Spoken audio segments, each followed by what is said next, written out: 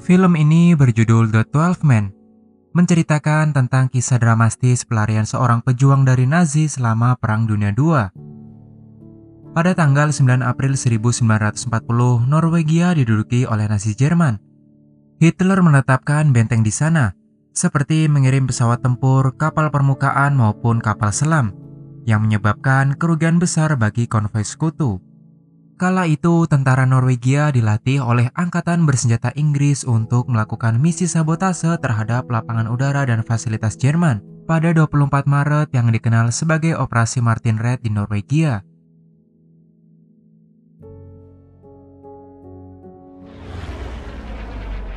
Berawal pada 12 pejuang perlawanan Norwegia menaiki kapal penangkap ikan membawa 8 ton TNT dengan rencana untuk menyabotase fasilitas militer Jerman.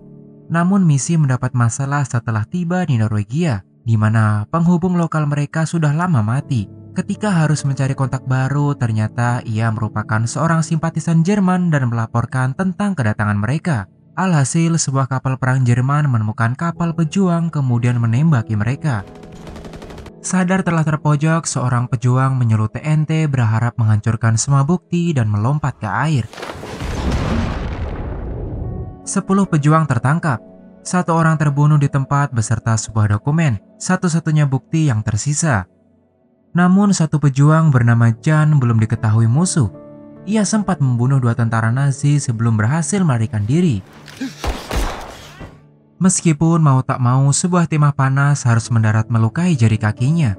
Dengan menahan rasa sakit, Jan terus berjuang menjauh dari musuh, sampai malam harinya. Tentara Nazi tak henti-henti melakukan pengejaran dan menembakkan beberapa suar guna menerangi tempat itu. Memaksa Jan harus berenang melintasi teluk dalam suhu yang begitu dingin. Wenders terpaksa menghentikan pengejaran, mengira Jan telah tewas. Lagi pula, mana mungkin dia bisa bertahan di dalam kondisi air di bawah 0 derajat.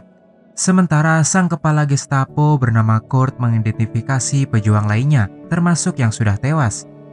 Sedikit kecewa, Kurt hanya mendapati 11 orang, sedangkan seharusnya ada 12 orang. Wenders menjelaskan bahwa pria ke-12 itu tak muncul lagi saat pengejaran. Lagi-lagi, ia menekankan jika orang tersebut sudah tewas. Berbeda dengan Kurt yang meyakini bahwa Jan masih hidup dan memerintahkan melakukan pencarian, terutama menanyai orang-orang yang mempunyai pengetahuan medis. Di sisi lain, ternyata dugaan Wenders tidak tepat. Jan pun berhasil selamat. Ia tak sengaja bertemu seseorang yang kemudian membawanya ke rumah mereka, mendapat pengobatan, bahkan memberi Jan beberapa pakaian serta mengantar ke kediaman seorang dokter. Namun Jan hanya bertemu istrinya yang merupakan seorang bidan. Paling tidak, bidan itu bisa sedikit membantu perawatan medis. Sedikit bermurah hati, Jan diminta mendatangi rumah seseorang yang bisa membantunya untuk mendapatkan penanganan lebih lanjut dan informasi. Beruntung Jan sempat bersembunyi sebelum beberapa tentara Nazi memeriksa tempat itu. Satu persatu para pejuang disiksa, berharap mendapat pengakuan arah pelarian Jan. Tentu saja para pejuang hanya menutup mulut mereka demi menjaga kerahasiaan informasi yang ada pada Jan. Sedangkan Kurt mendapat laporan tentang isi dokumen pejuang. Mereka menjuluki misi itu sebagai Operasi Martin Red. Tidak lain tujuannya adalah menghancurkan menara kontrol sampai menghambat rencana pelayaran laut Jerman. Berkat dokumen itu, Kurt melakukan penangkapan terhadap 2 orang penghubung yang berada di Tromsø. Wenders kembali menekankan pada kepala Gestapo bahwa Jan pasti sudah tewas, apalagi dengan keadaan yang terluka. Namun Kurt tetap percaya pada instingnya, mengatakan bahwa manusia bisa bertahan di dalam air es selama 20 menit. Meski saat ia mencobanya tidak lebih dari 5 menit, Kurt akhirnya menyerah. Setelah berjalan cukup jauh, Jan pun tiba di Karanes dan singgah di rumah seorang perawat yang dimaksud. Setelah lukanya kembali diobati, Jan malamnya mendengar informasi yang membuatnya sangat terkejut.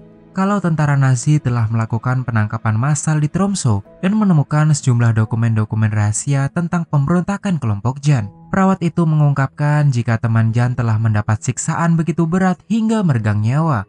Sedangkan yang lainnya akan dieksekusi malam ini di depan sebuah lubang yang telah disiapkan. Mendengar hal itu, tentu Jan sangat terpukul sampai tak mampu membendung kesedihannya. Untung saja si kecil Margaret sedikit menghibur Jan untuk mendapatkan semangatnya kembali. Karena sudah tak ada harapan, Jan memutuskan untuk pergi ke Swedia yang notabene merupakan kawasan netral dan tempat yang benar-benar aman. Jan kini diarahkan menuju ke titik perbatasan Lyngseidet melewati pegunungan guna menghindari tentara Jerman. Jan pun harus berhati-hati kepada Kurt yang memiliki catatan bahwa tak ada seorang pun yang bisa melarikan diri darinya hingga sekarang. Apalagi targetnya adalah pasukan pembebasan Norwegia. Jan dibantu ketiga orang yang memberinya beberapa peralatan dan perlengkapan. Bahkan ketika kapal yang dinaiki tidak mampu merapat ke tepi karena air terlalu dangkal, seorang pria besar mengangkat Jan demi menjaga dirinya tetap kering. Apa yang dikatakan Pak Tua itu memang benar. Saat ini Kurt telah melaporkan usaha awal tentang misi sabotase terhadap pemerintahan Nazi, kemudian mengirimkannya kepada tentara SS maupun pihak kepolisian Norwegia. Jika pada 29 Maret 1943, kapal nelayan beranggotakan 12 orang telah melakukan sabotase. 10 lainnya dieksekusi, 1 terbunuh di tempat, serta 1 orang lagi berhasil melarikan diri dan menjadi buronan. Kurt sendiri menetapkan sebagai prioritas utamanya tidak peduli hidup ataupun mati. Jan pun melanjutkan perjalanan menggunakan ski yang memang diberikan Pak Tua itu menelusuri rute teraman. Sialnya, Jan tak sengaja melewati tempat yang dijaga oleh tentara Nazi membuatnya sedikit panik dan terjatuh. Bermodalkan pakaian ala Norwegia, Kurt yang saat itu ada di sana sedikit pun tidak mencurigai dan hanya memberikan topi Jan yang terjatuh. Sampai beberapa saat, Kurt akhirnya tersadar jika orang yang baru ditemuinya adalah orang yang dicarinya.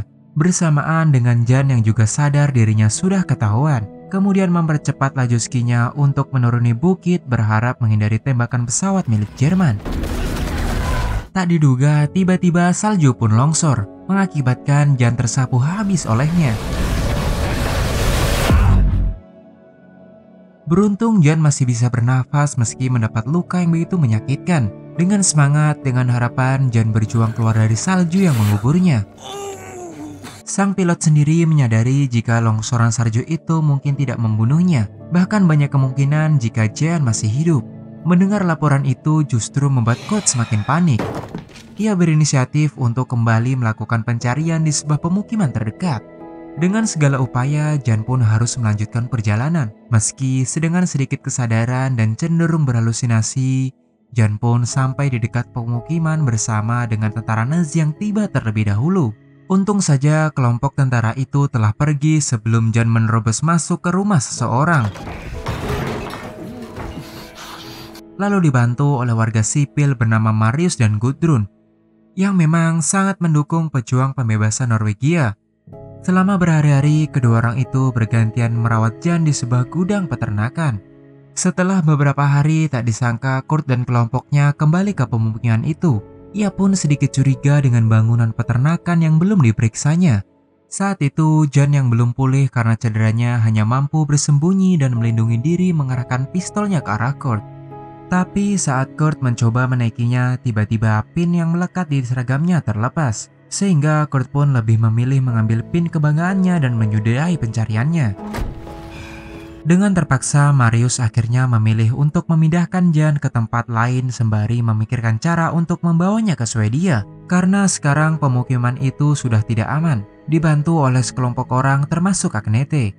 Jan dinaikkan ke sebuah perahu menuju gubuk kayu terpencil dan meninggalkan perbekalan secukupnya. Berhari-hari Jan tinggal sendirian di gubuk itu. Tak terkecuali mimpi-mimpi yang ia alami seperti menerornya. Tapi mimpi buruk sebenarnya adalah ketika Jan teringat akan lukanya.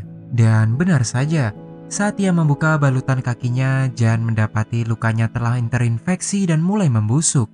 Tak mau infeksi itu jauh menggerogoti tubuhnya, Jan terpaksa memotong jari-jarinya dan menahan semua rasa sakit. Kemudian menyelipkan sisa potongan itu di dinding. Pada 24 April, tepatnya 26 hari setelah buronan atau 12 hari Jan menetap di gubuk itu, Marius bersama rekan-rekannya kembali menemui Jan dan mengatakan bahwa ia menemukan cara untuk membawanya ke Swedia. Sebelum berangkat, Marius kembali memeriksa gubuk itu, berupaya menghilangkan jejak maupun bukti. Tapi ia terlupa dengan syal dan jari kaki Jan yang tertinggal di dinding. Menggunakan peralatan yang telah disiapkan sebelumnya, mereka mulai menarik Jan melintasi jalan pegunungan yang curam. Meski dengan cukup kesulitan, orang-orang itu perlahan menyeret Jan sampai tiba di titik pertemuan. Namun lagi-lagi Jan harus bersembunyi dan menunggu seseorang dari Mandalen yang akan menjemputnya, serta mengucapkan kode "Hello Gentleman" untuk membuktikan bahwa orang-orang tersebut adalah suruhannya. Sementara Marius harus kembali karena ditakutkan tentara Jerman akan mencarinya dan menjadi hal buruk, sebab jika Marius tertangkap maka Jan juga tertangkap. Di tempat lain, Kurt tak henti-henti melakukan pencarian. Ia selalu memikirkan buronannya yang saat ini selalu mengganggu pikirannya karena tak kunjung tertangkap. Setelah beberapa hari, Marius dan Gudrun mengira jika Jan telah sampai di Swedia, menghilangkan cemas kepada Jan. Namun pada saat itulah orang suruhan Marius bernama Nigo datang dan mengatakan ia tidak menemukan Jan. Ketika Marius bertanya lebih detail, ternyata Nigo telah salah mendatangi tempat. Hal itu membuat Marius sangat kecewa. Karena sudah 4 hari sejak ia pergi meninggalkan Jan dan berencana kembali menjemputnya. Begitupun Gudrun yang ikut khawatir kepada Jan, membuatnya bersikeras untuk ikut. Tetapi Marius lebih memilih Agnete karena mempunyai pengalaman medis. Sesampainya di sana, betapa terkejutnya Marius mengetahui tempat itu telah tertimbun salju. Saat mencoba menggalinya, Jan pun terlihat hanya terdiam. Halo gentleman. Raut wajah Marius terlihat sangat menyesal. Ia tak menyangka jika satu-satunya orang yang membawa harapan bagi Norwegia telah mati. Sampai saat Agnete melihat Jan tanpa sengaja berkedip yang menandakan dirinya masih hidup. Dengan cepat, kedua orang itu segera menggali salju yang menutupinya. Pada momen ini, Marius berulang kali mengucapkan maaf kepada Jan dan berjanji kejadian ini tak akan terulang kembali.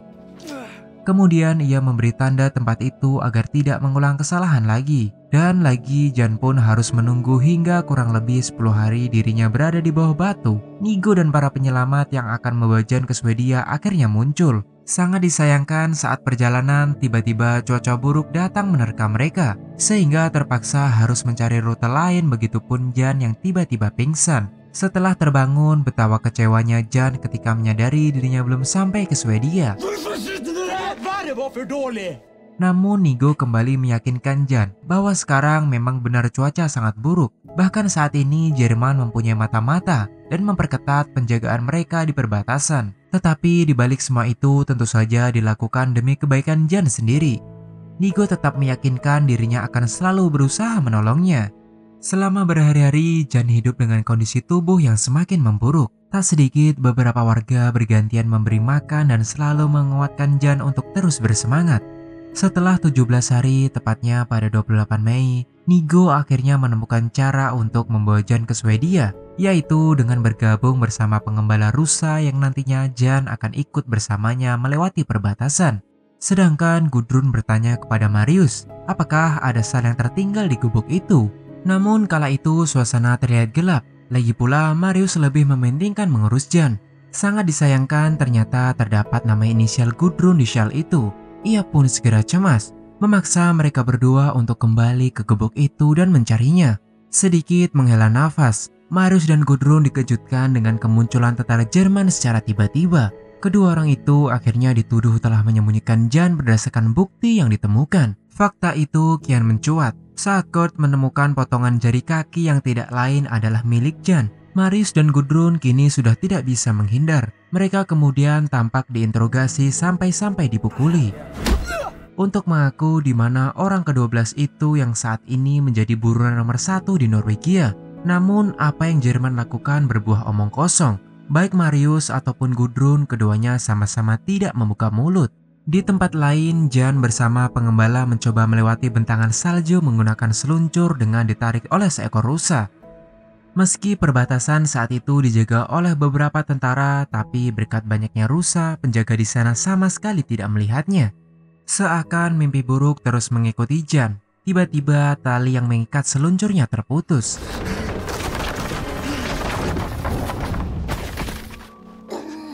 Kejadian itu membuat para penjaga menyadarinya dan berinisiatif untuk memburunya. Tapi saat akan menekan pelatuk senjatanya, Jan sekuat tenaga berusaha mengayuh seluncurnya dan berakhir terjatuh di dasar jurang yang dangkal. Merasa putus asa, Jan dengan pikiran kotornya ingin segera mengakhiri hidupnya daripada harus tertangkap. Tanpa diduga, rusa yang sebelumnya menarik Jan tiba-tiba kembali sehingga ia mengurungkan niatnya untuk mati. Sadar masih ada kesempatan, Jan kembali mengikatkan tali di seluncurnya. Suara tembakan pun terdengar, membuat rusa itu terkejut dan berlari membawa Jan ke arah yang dituju. Tak peduli terhadap semua tembakan yang diarahkan kepadanya, Jan hanya berharap segera menembus perbatasan. Sampai Jan pun berhasil melewati pembatas itu dengan begitu gembira. Kembali ke Kurt yang terdiam membatu ketika mendapat informasi jika orang ke-12 burunannya telah sukses melewati perbatasan. Pada saat itu juga, Marius dan Gudrun ikut senang dan terharu mengetahui Jan berhasil tiba di tempat yang aman. Berbeda dengan Kurt, ambisi dan semangatnya harus padam bahwa ia yang tak pernah gagal justru harus menelan kekalahan pahit. Akhirnya perjuangan Jan berhasil meski mendapat trauma akibat perjalanan itu. Selang 3 bulan setelah peristiwa itu, Jan kemudian memberikan laporan perjalanannya dan misi Martin Red yang sangat rahasia kepada perwakilan Inggris.